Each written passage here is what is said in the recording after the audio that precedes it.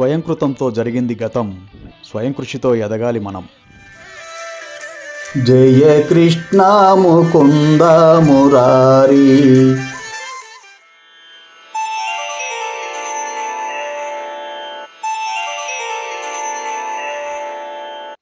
నమస్కారం.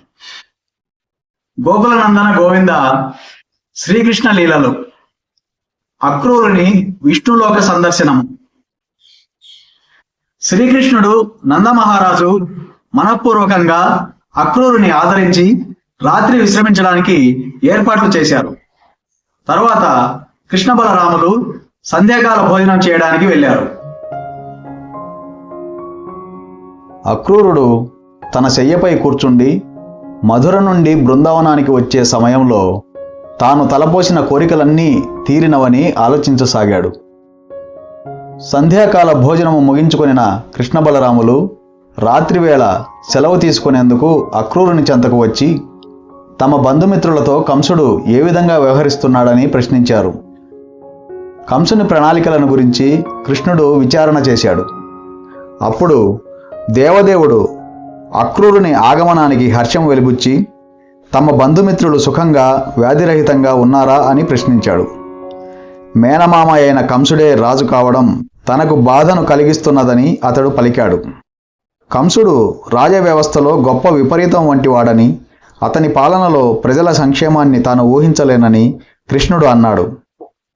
తరువాత అతడు పలుకుతూ, నేను పుత్రుడిని కావటం వలన నా తండ్రి ఎన్నో కష్టాలను అనుభవించాడు. ఈ కారణం చేతనే ఆయన ఎంతోమంది ఇతర పుత్రులను కోల్పోయాడు. బంధువుగా, మిత్రునిగా నీవు ఇక్కడకు వచ్చినందుకు నేను భాగ్యవంతుడనైనానని తలుస్తాను. అక్రూరా, నీవు బృందావనానికి వచ్చిన కారణమేమిటో దయచేసి చెప్పవలసినది అని అక్రూరునితో అన్నాడు. యదువంశానికి చెందిన అక్రూరుడు అది వినిన తర్వాత ఇటీవల మధురలో జరిగిన సంఘటనలను అన్నింటినీ వివరించాడు. కంసుడు వసుదేవుని వధించడానికి చేసిన యత్నాన్ని కూడా తెలిపాడు. శ్రీకృష్ణుడు వసుదేవనందనుడని, వసుదేవుడే అతనిని నందుని ఇంట్లో దాచాడని నారదుడు వెల్లడి చేసిన తరువాత జరిగిన సంఘటనలను అన్నింటినీ అతడు విన్నవించాడు. నారదుడు కంసుని కలిసిన సంగతి, తాను కంసునిచే బృందావనానికి పంపబడిన విషయము అక్రూరుడు చెప్పాడు. జన్మించగానే శ్రీకృష్ణుడు మధుర నుండి బృందావనానికి చేరడం, అక్కడ కంసుడు పంపిన దానవులందరినీ వధించడం గురించి నారదుడు కంసునికి చెప్పాడని అక్రూరుడు తెలియజేశాడు. అతనిని మధురకు తీసుకుని వెళ్లడమే తాను బృందావనానికి రావడంలో ప్రయోజనమని అప్పుడు అతడు కృష్ణునికి చెప్పాడు. ఆ ఏర్పాట్లను గురించి విన్న తర్వాత శత్రు వినాశకులకు కృష్ణ బలరాములు కంసుని పన్నాగమునకు నవ్వారు.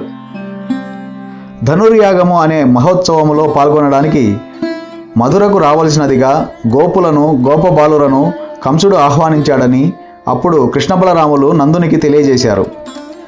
తామందరూ ఉత్సవంలో పాల్గొనాలని కంసుడు కోరినట్లు వారు చెప్పారు. కృష్ణుని మాటను వినగానే నందుడు శీఘ్రంగా గోపులందరినీ సమావేశపరిచి ఉత్సవంలో రాజుకు కానుకగా ఇవ్వడానికి పాలను, పాల పదార్థాలను సమకూర్చమని చెప్పాడు. కంసుడు నిర్వహిస్తున్న మహాధనుర్యాగము గురించి చెప్పి వ్రజవాసులందరినీ దానికి ఆహ్వానించడానికై అతడు గ్రామరక్షక భటునిచే దండోరా వేయించాడు. మర్నాడు ప్రొద్దునే తామందరము బయలుదేరుదామని అతడు గోపులందరికీ చెప్పాడు. ఆ విధంగా వారంతా తాము మధురకు పోవడానికి గోవృషభాలను ఏర్పాటు చేసుకోసాగారు. కృష్ణ బలరాములను మధురకు తీసుకుని పోవడానికి అక్రూరుడు వచ్చాడని వినగానే గోపికలు అమిత వ్యాకుల పడ్డారు. వారిలో కొందరు ఎంత దుఃఖితులయ్యారంటే వారి ముఖాలు వాడిపోయాయి. వేడి నిట్టూర్పులతో వారి గుండెలు తీవ్రంగా స్పందించాయి. కృష్ణ బలరాములు మధురకు వెళ్ళిపోతున్నారనే వార్తను వినగానే ఇంటి పనులలో నెలకొన్న ఇతరులు పనులను ఆపేశారు. శ్రీకృష్ణుని ఆకర్షణీయమైన నవ్వును, మాటలను తలుచుకొని గోపికలందరూ దుఃఖితులయ్యారు. ఆసన్నమైనట్టి కృష్ణ వియోగాన్ని తలుచుకుంటూ గోపికలు బరువైన హృదయాలతో ఒకచోట గుమిగూడి వారు ఈ విధంగా పలుకసాగారు. ఓ విధాత, నీవెంత క్రూరుడవు! ఇతరుల పట్ల ఏ విధంగా దయచూపాలో నీవు ఎరగనట్లున్నది. మేము మా ఇండ్లను, బంధుమిత్రులను విడిచి కృష్ణుని దాసిలమయ్యాము. అయినా అతడు మమ్ము నిర్లక్ష్యపరచి వెళ్ళిపోతున్నాడు. ఇక మధురలోని వనితలకు చక్కని అవకాశం లభిస్తుంది. వారంతా కృష్ణుని ఆగమనాన్ని ఊహిస్తున్నారు. అతని దరహాసామృతాన్ని వారు పానం చేస్తారు. శ్రీకృష్ణుడు స్థిరచిత్తుడు, దృఢ సంకల్పుడు అని మాకు తెలిసినప్పటికీ మధురాపుర వనితల అందమైన ముఖాలను చూడగానే అతడు తనను తాను మర్చిపోతాడేమోనని మేము భయపడుతున్నాము. అతడు వారిచే నియంత్రితుడై గ్రామీణ వనితలమైన మమ్ము మర్చిపోతాడని భయం కలుగుతున్నది.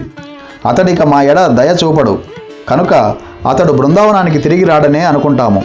అతడు మధురా వనితల సాంగత్యాన్ని విడిచిపెట్టడు అంటూ మధురలో జరగబో మహోత్సవాలను గోపికలు ఊహించసాగారు. తరువాత గోపికలు అక్రూరుని కలాపాలను నిందించసాగారు.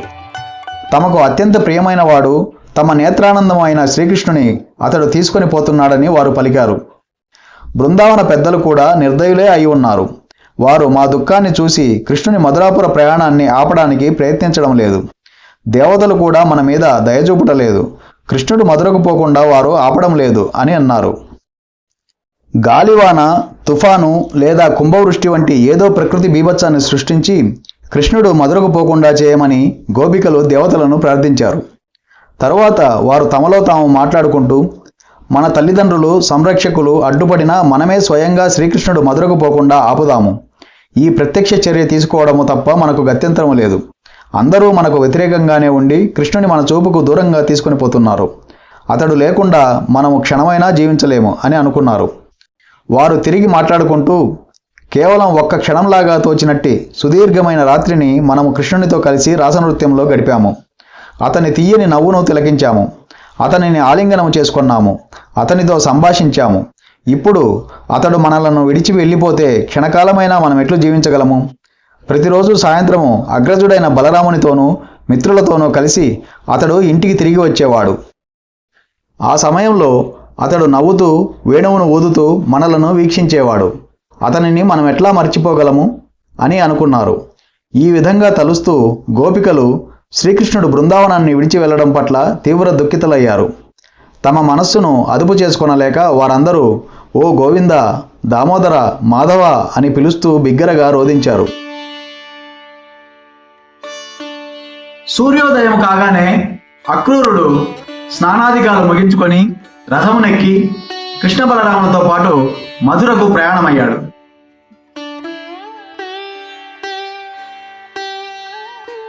నందాది గోపులు కూడా పాలు, పెరుగు, నెయ్యి, ఇతర పాల పదార్థాలతో నిండిన మట్టి కుండలను బండ్లలో ఎక్కించుకొని కృష్ణ బలరాముల రథాన్ని అనుసరించారు. తమ దారికి అడ్డు నిలవవద్దని శ్రీకృష్ణుడు చెప్పినా గోపికలందరూ రథం చుట్టూ చేరి దీనమైన చూపులతో చూడసాగారు. వారి దుఃఖాన్ని చూసి కృష్ణుడు ఎంతో బాధపడినా నారదుడు ముందే చెప్పినట్లు మధురకు వెళ్లడం అతని కర్తవ్యంగా మారింది. అందుకే అతడు వారిని ఓదార్చాడు. వారు ఏమాత్రం దుఃఖించవద్దని, తన పని పూర్తి కాగానే వెంటనే తిరిగి వస్తానని అతడు గోపికలతో చెప్పాడు. అయినా వారిని దారికి అడ్డంగా నిలవకుండా చేయడం కష్టమైంది. చిట్ట చివరకు రథము తూర్పు దిక్కుగా బయలుదేరింది. రథం వెళ్తుండగా సాధ్యమైనంత వరకు గోపికల మనస్సులు దాని వెంట నడిచాయి. రథముపైని ధ్వజము కనపడే వరకు వారు అక్కడే చూస్తూ ఉండిపోయారు. రథం ఇక ఏమాత్రము కనబడనంత వరకు వారంతా ఎక్కడి వారు అక్కడే నిలిచిపోయారు. కృష్ణుడు వెంటనే తిరిగి రాడని నిశ్చయించుకున్నవారై శోకతప్త హృదయాలతో వారంతా ఇండ్లకు తిరిగి వెళ్ళారు. కృష్ణ విరహంలో తీవ్రంగా కలత చెందిన గోపికలు రేయింబవళ్ళు కేవలము అతని లీలలనే స్మరిస్తూ కొంత ఊరటను పొందారు. శ్రీకృష్ణుడు అక్రూర బలరాములతో కూడి రథంలో వేగంగా ప్రయాణిస్తూ యమునా తీరం చేరుకున్నాడు.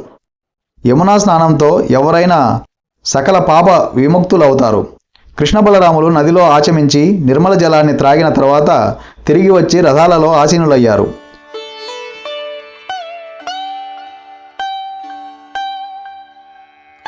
రథము పెద్ద చెట్ల నీడలో నిలిచి ఉంది. కృష్ణ బలరాములు దానిలో ఆసీనులై ఉన్నారు. అప్పుడు అక్రూరుడు వారి అనుమతిని తీసుకొని యమునా నదిలో స్నానానికై వెళ్ళాడు. నదిలో నిలుచున్నప్పుడు అక్రూరుడు జలంలో అకస్మాత్తుగా కృష్ణ బలరాములను దర్శించాడు. వారు రథంలో కూర్చొని ఉన్నారని నిశ్చయంగా తెలుసు కాబట్టి వారిని నీటిలో చూడగానే అతనికి ఆశ్చర్యం కలిగింది. అయోమయంతో అతడు వెంటనే నీటి నుండి బయటకు వచ్చి పూర్వము వలనే కృష్ణ బలరాములు రథంలో కూర్చొని ఉండటం చూసి మరింత చకితుడయ్యాడు. వారిని ఆ విధంగా రథంలో చూసినప్పుడు అతనికి నీటిలో వారు కనబడటము తన పొరపాటేమోనని అనిపించింది. అందుకే అతడు తిరిగి నదిలో ప్రవేశించాడు. ఈసారి అతనికి కృష్ణ బలరాములే కాదు, పలువురు దేవతలు, సిద్ధులు, చారణులు, గంధర్వులు కనిపించారు. వారంతా దేవదేవునికి నమస్కరిస్తున్నారు. 1000 పడగల శేషనాగు కూడా అతనికి కనిపించాడు. నీలాంబరాన్ని ధరించిన అనంతశేషుని మెడలు ధవళవర్ణంలో ఉన్నాయి. ఆ విధంగా శేషనాగుని తెల్లని మెడలు మంచు కప్పబడిన పర్వతాలలాగా గోచరించాయి. ఆ శేషనాగు ఒడిలో శ్రీకృష్ణుడు చతుర్భుజుడై గంభీరంగా కూర్చుని ఉన్నాడు. అతని నేత్రాలు ఎర్రని కలువరెక్కలలాగా ఉన్నాయి.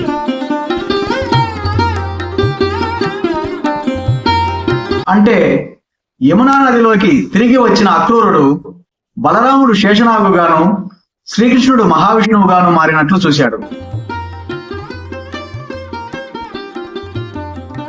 సుందర దరహాస వదనుడైన చతుర్భుజ దేవదేవుని అతడు దర్శించాడు. అతడు అమూల్యమైన మణిఖచ్చిత కిరీటాన్ని ధరించాడు. అతని నడుముకు అందమైన కటిసూత్రము ఉన్నది. విశాలమైన వక్షస్థలము మీద అతడు యజ్ఞోపవీతాన్ని ధరించాడు. అతడు చేతులకు కంకణాలు, బాహువులలో భుజకీర్తులు ధరించాడు. అతని పాదాలకు నూపురాలు ఉన్నాయి. దేదీప్యమానమగు సౌందర్యాన్ని కలిగిన అతని అరచేతులు పద్మాలలాగా ఉన్నాయి. 4 హస్తాలలో అతడు శంఖచక్ర గదా పద్మాలను ధరించిన వాడై అతడు విష్ణుమూర్తి చిహ్నాలతో శోభిల్లుతున్నాడు.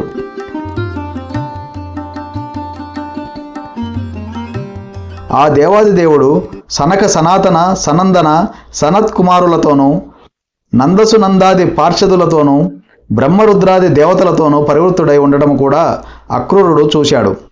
తొమ్మండగురు ద్విజవరులు, ప్రహ్లాద నారదాది భాగవతోత్తములు, అష్టవసువులు కూడా అక్కడ ఉన్నారు. వారందరూ నిర్మలమగు చిత్తములతో, నిర్మలమగు వాక్కులతో భగవంతుని స్తుతిస్తున్నారు.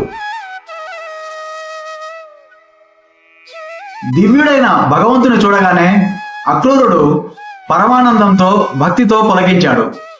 శిరస్సు వంచి దేవాదిదేవునికి నమస్కరించి గద్గద కంఠంతో అతడు దేవదేవుని స్తుతించసాగాడు. జయ కృష్ణ ముకుంద మురారి